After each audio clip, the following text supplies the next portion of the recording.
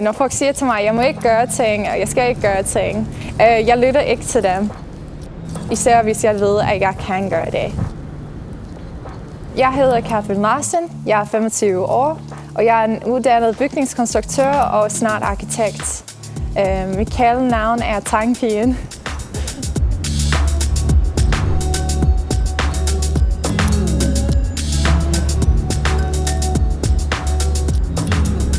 Det er faktisk hele Danmark, der inspirerer mig. Jeg går rundt med min skitsebog, og jeg tegner bygninger, og jeg har selv lært de fleste historiske ting om Danmark med min skitsebog. Når jeg tegner bygninger, jeg ser de forskellige ting, folk har brugt i fortiden for at bygge med det. Innovation betyder ikke nyt hele tiden. Innovation kan også være, at vi kigger nærmere på noget gammelt, og så prøver at lave det nyt. Og bruge vores teknologi for at gøre det. Og det har jeg prøvet.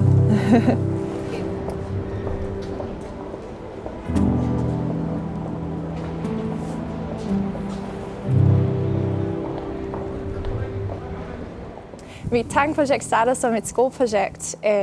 Jeg var virkelig inspireret af de gamle tegnehuse fra Læsø. De havde ikke byggemateriale for at bygge deres tag, så de brugte ålegræs. Og vi tænker om byggeindustrien er meget konservativ og en mandlig fag. Men det var kvinden på øen, der taggede tegn, og de har faktisk lavet deres egen måde at tagge det, inspireret af at spinde uld. Da jeg læste om det, jeg tænkte, det er utrolig innovativt, og hvorfor bruger vi ikke ålegræs i dag? Der var ingen ressourcer på engelsk, så jeg lærte hurtigt, at jeg skulle lære dansk, så jeg kunne læse det videre.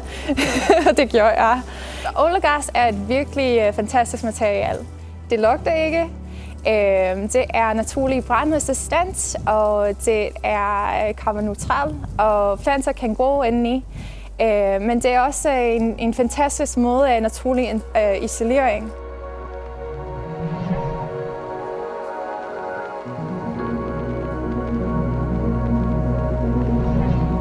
De største problemer med byggebranchen i dag er, at det er en af de mest forurenede industrier i verden.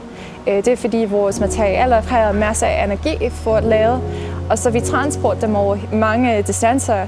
Så når vi bruger lokalt materialer, det er meget bedre til vores planet. Der er rigtig mange fordomme om traditionel byggeri. Folk synes, det er for dyrt, eller det er for grimt, eller det tager for meget tid at lave. Men jeg tror, hvis vi kigger på det med friske øjne, at vi kan se, at vi kan lave ny teknologi med det.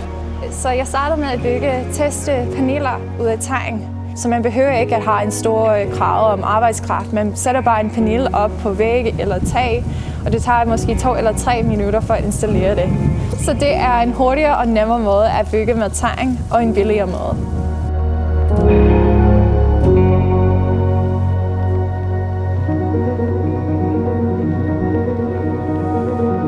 Fra resten af verden, jeg har modtaget en stor interesse. Folk vil gerne lære om det. Så jeg har rejst til Netherlands og til Sydafrika og til London for at præsentere projektet og præsentere historien om Danmark og tegn og Læsø. Jeg ved ikke fremtiden af mit tegnprojekt, men jeg har store ambitioner, og jeg ved, at jeg vil gerne have mit eget arkitektfirma i fremtiden. Og jeg vil ikke lave bare bæredygtig konstruktion. Jeg vil lave bæredygtige designløsninger, der er tilknyttet til vores historie og vores traditioner, så det giver kontekst og det giver mening.